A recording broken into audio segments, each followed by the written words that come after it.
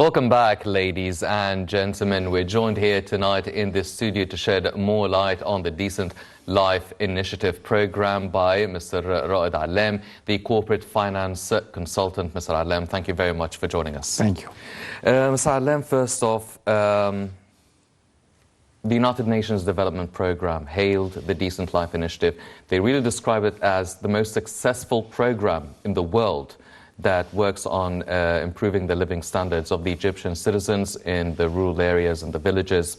Now, for the UNDP to actually make such a bold statement of the successful work this initiative has been doing, which is relatively a young initiative. I mean, if it only started in January 2019, we're talking about a little over 3 years. So how successful, or how did we get to this sort of noticeable success of such an initiative here in Egypt? Okay, let us start with some figures, okay, about this project or about this initiative. Okay, we are talking about the development of around 4,800 villages and rural areas, okay. And there is many objectives for this project. First of all, to develop the real life, okay. We're talking about water supply, good buildings or good housing system, covering some houses, sewage, education, some centers for health caring, and making more opportunities for youth to work, and development for the women that they have no source of to live, and many targets to achieve, okay. And since it starts, okay, they select among certain criteria set by the central bank, the central agency for statistics. Yes, statistics, yes. Okay, and they put some criteria to make it the priority, okay, for such projects in some areas. There is a lot of achievement in Asyut, Dumyatta, Bahira, and nowadays they are working on giving some gifts for the Holy Ramadan, okay, around 1 million food of carton, okay, to be split among Bahira, Tanta, and many governorates, I said. Okay, so it's a little bit noticeable for everyone that there is some development is going on, and it's moved very fast, okay, although that we have went through many years without any development. So if you make some progress, okay, definitely it should be noticed, okay. Yes. Well, Mr. Allam, when this initiative was first signed off in January 2019, it was a big task, a big aspiration for the Egyptian government. However, since then as well, the whole world has been suffering from a global pandemic, the COVID-19. Also, we've seen a lot of turbulences, political turbulences taking place over the past few years, and up until now, even what's happening in Europe between Russia and Ukraine. So all these things, they really pose a lot of challenges for such an initiative to take place. Now, do you feel that to overcome these challenges and just keep moving forward to achieve the success it has been achieving, do you think that it could have been faster? Do you think that it's more of a success story to actually show some improvement during all these global hindrances? Okay, let us split two things. Before the Russia and the Ukraine small war, okay, not the big one, okay, we talk about different situation, okay. Definitely during the COVID or pandemic of the COVID, okay, we have several arrangements to cure ourselves, okay, and definitely we are very lucky, okay, that we passed this pandemic in a minimum loss, okay? And I would like to say this is Egypt, okay? So definitely we shouldn't go faster, okay? Because you don't know the consequences or the results of some achievements, okay? Although you see it, the grain itself, how it works, okay?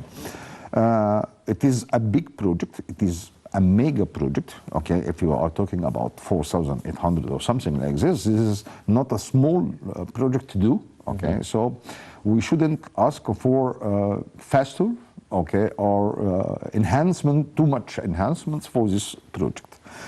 But to be honest, after this situation of Russia-Ukraine, okay, definitely some changes will happen, okay? Because yes, we have our supplies, we have our strategic inventory and so on, but for sure, definitely some changes will affect us, especially in the wheat prices, and some food supplies, okay, and maybe in some industries we relied to import from outside.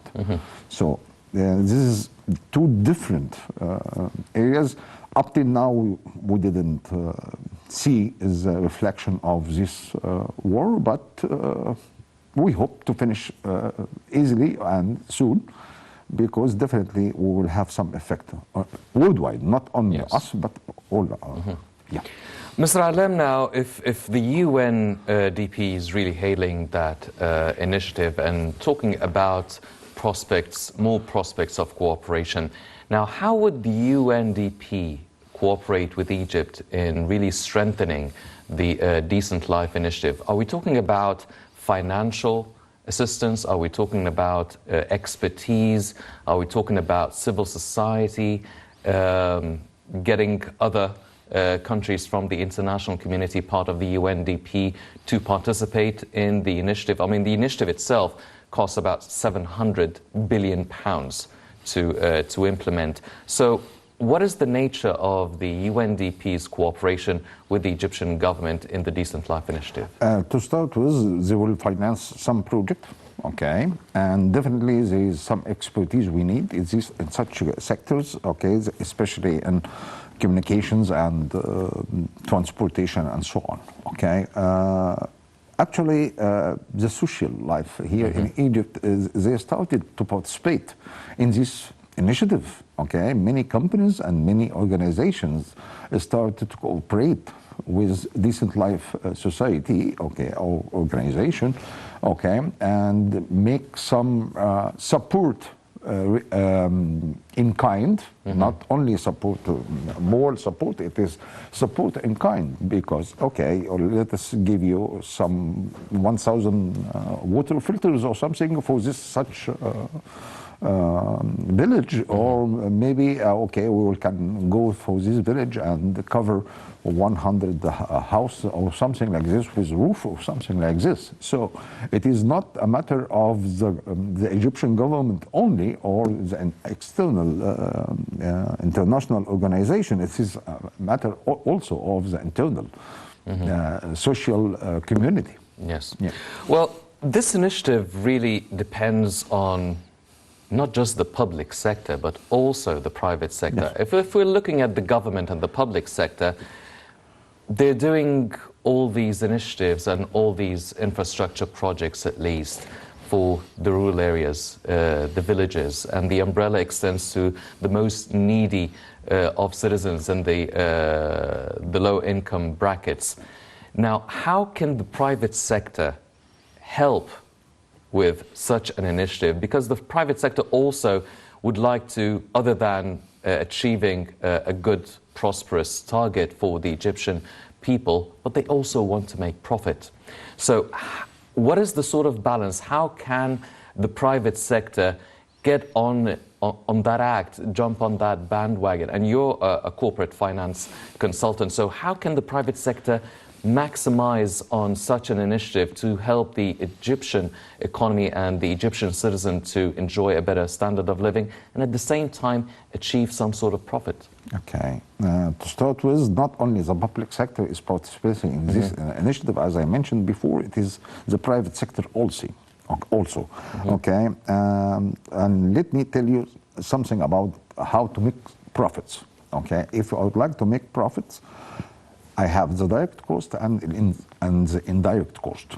If I covered my direct cost rapidly or with more productivity, so my indirect cost goes down. Okay, so if I'm going to say, okay, I'm going to spread, for instance, electric wires for 100 villages or something like this. So I sold more. Okay, so my indirect cost goes down. So I make some profit. And definitely the private sector, especially the big companies, okay, and big organization knows this very well. Okay, and in the meanwhile, okay, this is keep going. The factories or the labor they have or whatever resources they have. So definitely this is a very, very good idea to start with, okay? But for many, as I read in the morning, okay, that there is, especially with the Holy Ramadan, a lot of companies asked to support this initiative. Yeah. Well, sir, I mean, if we're talking about the private sector and how they would benefit from such an initiative, and the public sector, obviously, but what about the UNDP itself and the other countries that would help invest in projects and developmental initiatives here in Egypt? What would they get in return? Because, yes, as Egyptians, we would all like to see our country benefit and prosper. Yes. But what about the international community? How would they benefit from by participating in our developmental initiatives? Okay. Let us explain some mechanism for such cooperation, okay? Why we talk about international organization or something to participate in any country, not in Egypt only, okay? You know that there is some limit for their markets. There are some limits for exporting all the what products they produce, okay? But when they said, okay, let us go for Egypt, for any other country that needs some support, okay, instead of decreasing or going down with the capacities of level of productions, so we are going to maintain the same level, okay? And the excess capacity we had, okay, we can send it to these countries. So they make some profit or some benefits of this cooperation. Also, there is international communities that we are talking about the reputation. Okay, if we talk about Microsoft is going to grant Egypt, for instance, okay, 1 million license for software or something like this. This is a big reputation. This is a money itself. Yeah. Yes. Well, you've mentioned, Mr. Allam, the work that's being done by the government in terms of the health sector and the health services being provided for these rural areas and villages.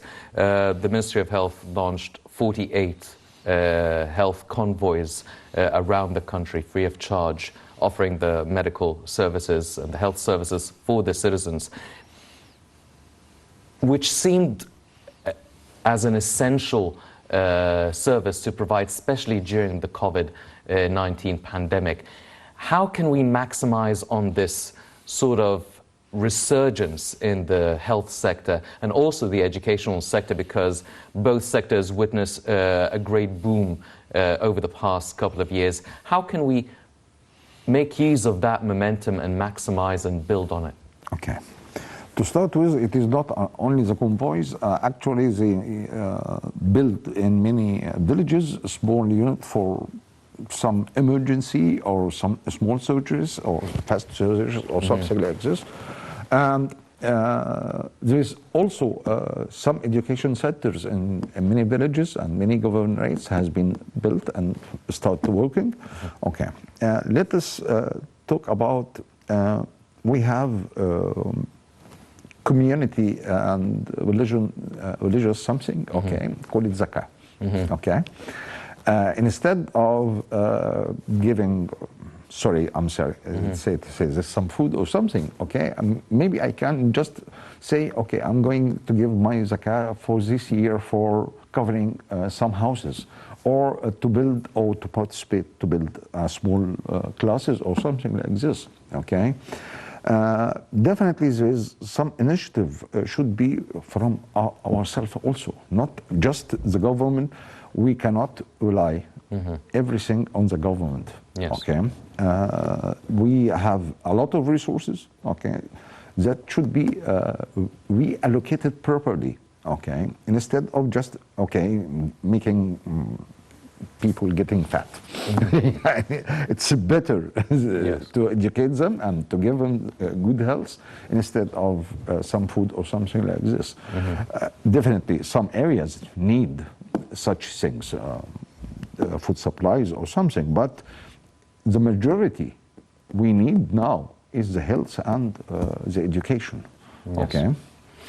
So now, when we talk about the United Nations Development Programme, they're mainly working within the international community, including Egypt as well, targeting to achieve and fulfill the Sustainable Development Goals. Now, Egypt has its own vision for 2030 to achieve the 16 goals of sustainable development.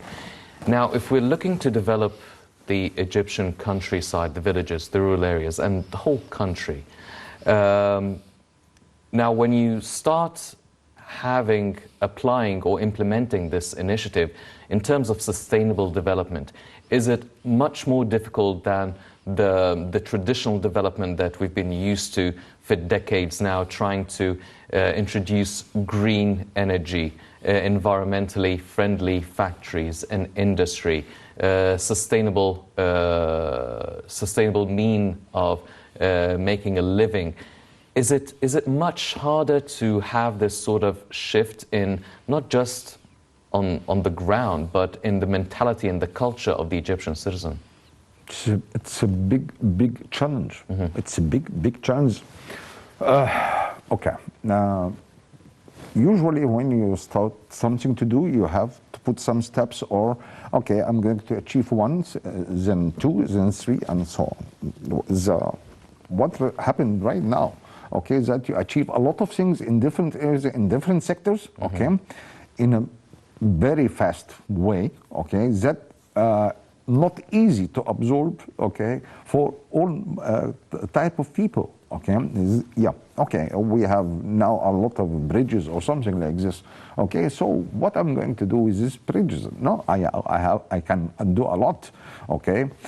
Facilitating traffic, saving gas, saving energy, saving time, a lot of things that you cannot calculate it by, actually we can calculate it as an in and out, but actually for the regular person, okay, so what? He cannot imagine, okay, the consequences of such things, okay. If I'm going to say, okay, I have to build, to make some ports here and make some industrial areas and zones over there, okay. Okay, so, okay, do we have a certain investment for this? Yes, definitely. If we have the infrastructure, if we have some facilitation for these things, okay, definitely investment will come. Okay, you cannot say, okay, when the investments or when I need some development, okay, I'm going to do it. It is not the right way. Well, in January 2019, we started the first phase of the initiative, which mainly targeted about 375 villages around the country. Now, we are entering the second phase of the initiative. If we're talking about the first initiative, really working on the infrastructure, paving the roads, sanitation projects, providing energy, natural gas, electricity, etc.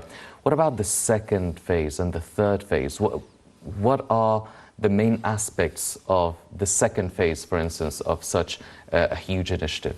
Okay. Actually, We are talking about to extend the number of the villages, okay? And meanwhile, we talk about more opportunities, okay, for development. It is not a matter of just giving some work opportunities. It is a matter of making some methodology, okay, to educate the people, to train the people. There is some training centers has been established, okay, to train the village's youth, okay, to more whatever works, okay, or more jobs, okay.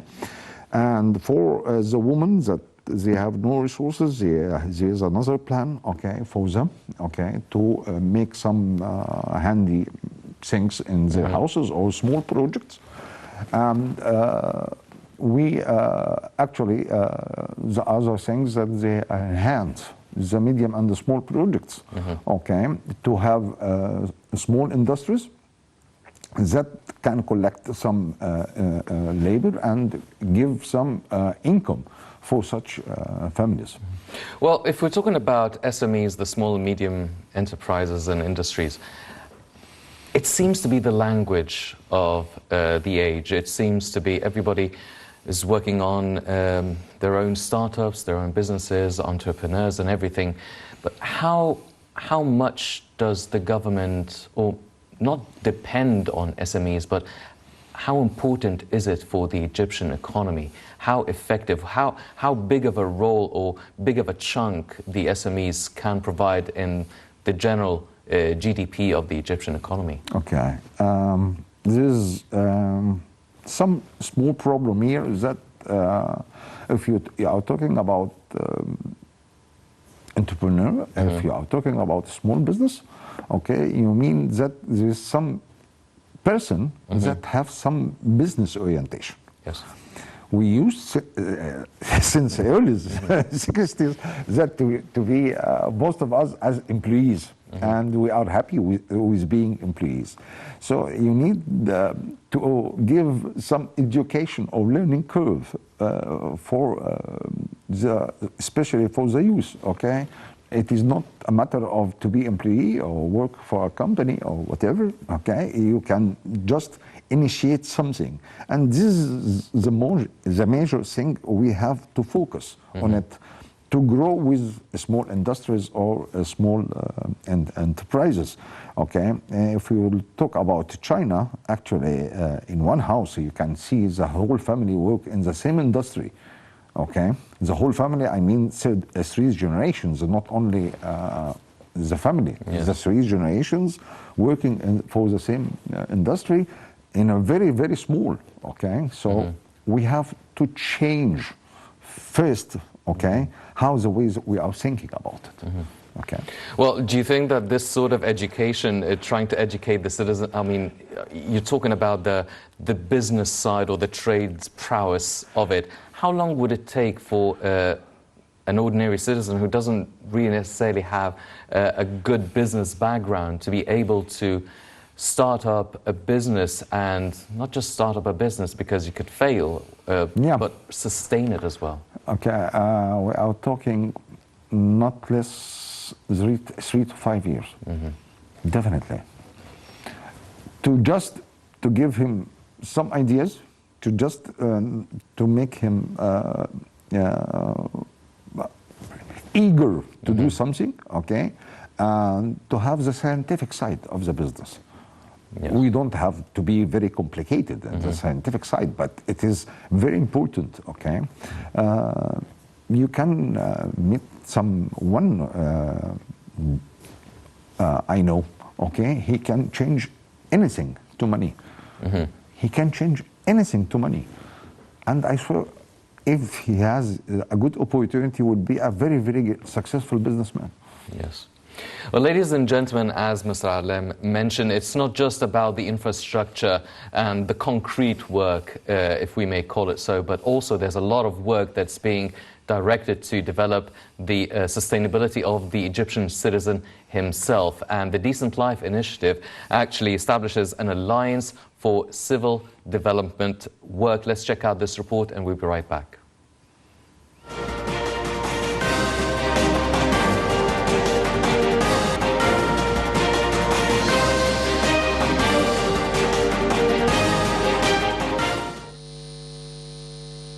The Decent Life Foundation announced it has established the National Alliance for Civil Development Work, which gathers the General Federation of NGOs, all regional and specific federations and leading civil society organizations. Decent Life said the door is open for any NGO to join the alliance to serve Egypt's development goals and its Vision 2030, noting the alliance's establishment comes in the implementation of President Abdel Fattah el-Sisi's directives to announce 2022 as the Year of Civil Society.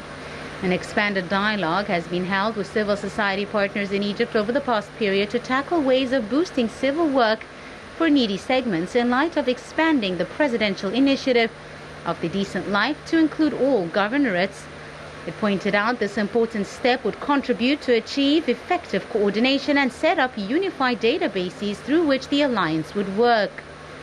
Representatives of the Decent Life Initiative and several other foundations, including Beit al-Zakat Foundation, Ajud Foundation, Al-Orman Charity Association, Egyptian Food Bank, Misr al-Khair, the Magdi Yaoub Heart Foundation, and the National Cancer Institute, inked the alliance's charter, along with representatives from the Coptic Evangelical Organization for Social Services, Ahl Masr Foundation, Bahia Foundation, Life Makers Foundation, as well as several others. The presidential initiative is a turning point for villages across Egypt.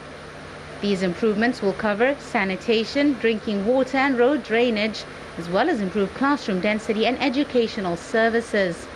The initiative also targets the improvement of healthcare coverage, increasing the number of youth and sports centers, and integrating work for small projects. President el-Sisi has directed the government to implement the initiative within 3 to 4 years, covering 4,500 villages.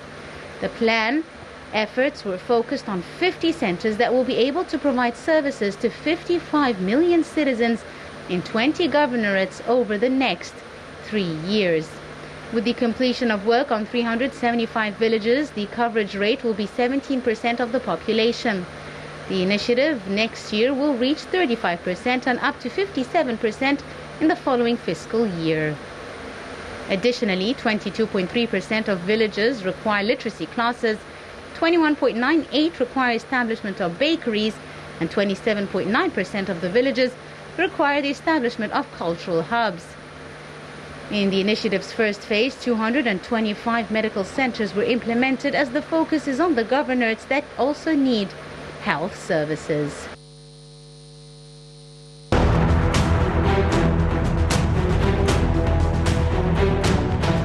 كانت التحديات كبيرة، ولكنها أبداً لم تكن أكبر أو أقوى من إرادتنا على مواجهتها والعبور بالوطن نحو آفاق المستقبل.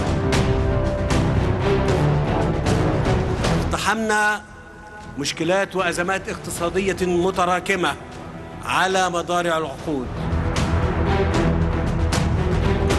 كان السباق مع الزمن لبناء مصر المستقبل وتعظيم قدراتها وأصولها، فكانت المشروعات القومية الكبرى رمزاً يعبر عن إرادة المصريين في البناء.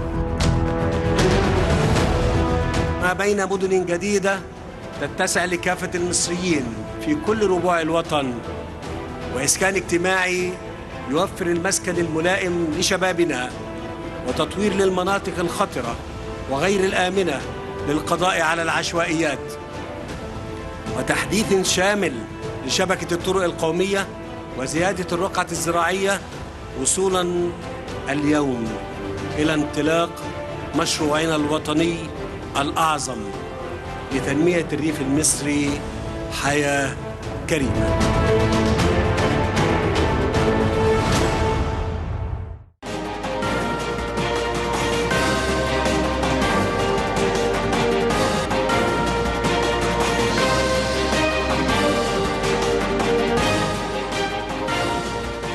Welcome back, ladies and gentlemen, continuing our discussion with Mr. Allam. Now, sir, you've mentioned the work on the Egyptian citizen and for the Egyptian citizen.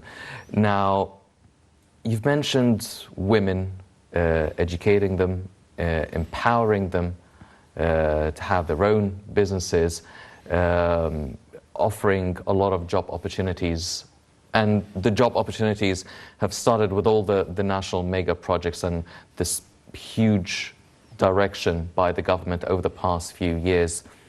How responsive have you seen the Egyptian citizens to all the vocational trainings that you've mentioned, learning new experiences, even the governmental employees now having to learn to work in the digital age, digitalizing and digitizing everything in terms of even the bureaucratic governmental institutional work.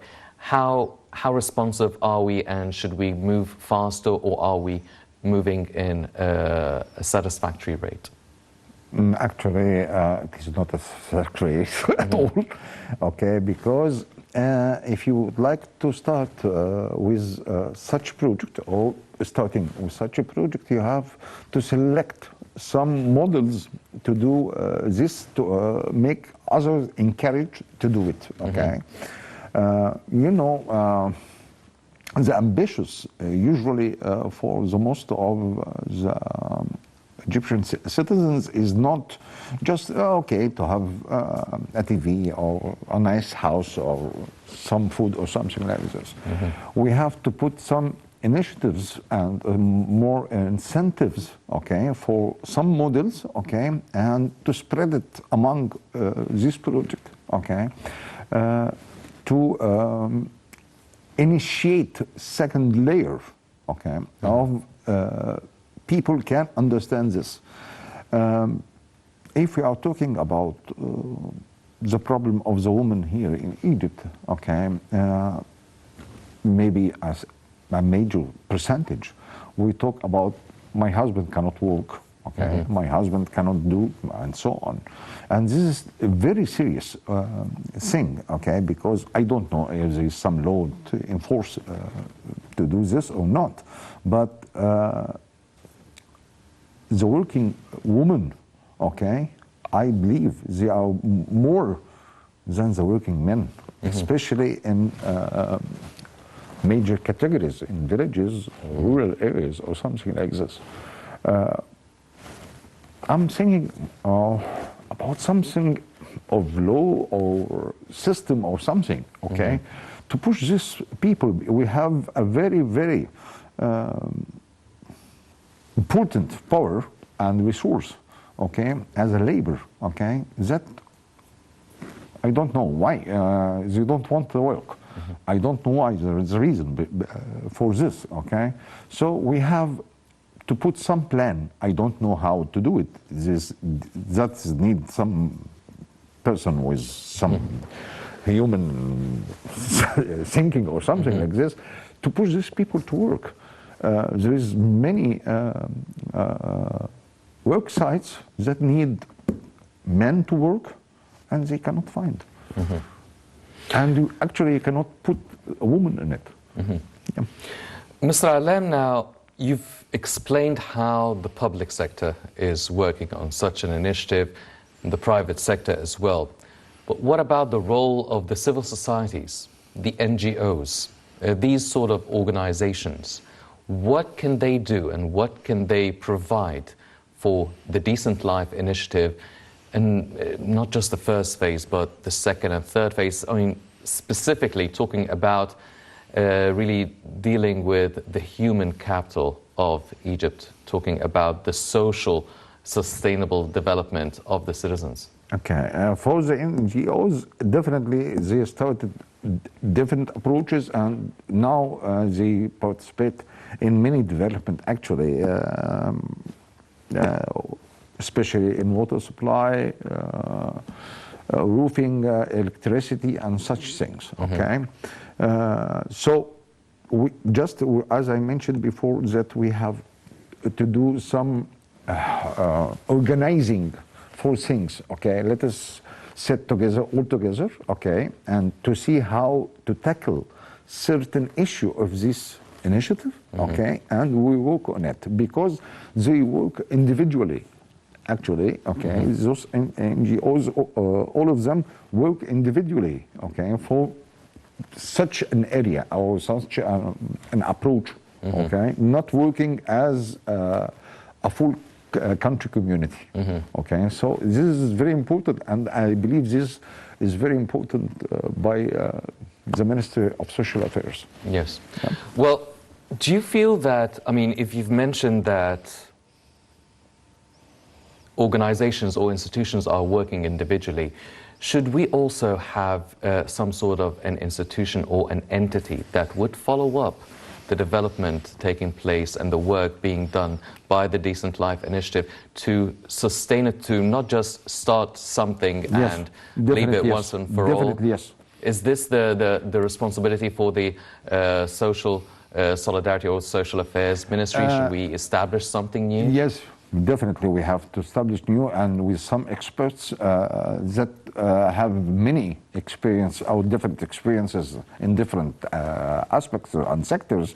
Okay, definitely we need someone to follow this. It is not a regular governmental work. It is something related to the whole country. Okay, so definitely we need some organization or some to follow the steps, to follow the time schedule, to follow everything. The achievement itself, if it is according to the criteria or something like this, definitely yes. Yes. Mr. Allam, you're a finance expert now. You've mentioned all the things that the repercussions of the developments taking place in the world now. I mean, we're still in the suffering from the pandemic, not maybe as much as we used to a couple of years ago, yes. And also you're talking about the inevitable effect that will result as a result of the conflict taking place in Europe. Financially, how should the government allocate its finances in this initiative? Should we target certain areas, certain sectors? Should we focus on information communication technology, or maybe focus more on agriculture? Should we focus more on energy? How should we plan our finances during this time? Okay, definitely we hope that conflict could be solved soon, but definitely we have to focus on the needs of real life. Okay, so if we are talking about this, if we are talking about, let's go for agriculture, manufacturing, okay, sustain some securing strategic inventory. Okay, we have to be honest and say that we cover our needs of wheat for 65%, but still 35% is still imported, especially from Ukraine and Russia. So we have to look for another resources for such wheat, because it is very important for the Egyptian people, and definitely we have to focus about the basic needs now. Yes. Okay, and to slow down a little bit. Okay, our movement in a mega project, we don't know what is going on. Yes. Well, ladies and gentlemen, as Mr. Allam has pointed out, many aspects of such a successful initiative. The UNDP hailed the Decent Life Initiative as the most successful program in the world to improve the living standards of the citizens in rural areas and villages, especially during those past few years that have been, we've been witnessing a pandemic, also a conflict in Europe, and who knows what might be happening next, but hopefully nothing too serious. Unfortunately, that's all the time we have for this edition of the Daily Debate. Before we go, I'd like to thank my very distinguished guest, Mr. Raed Allam, the corporate finance consultant. Mr. Allam, always a pleasure having you on the show. Thank you very much, sir.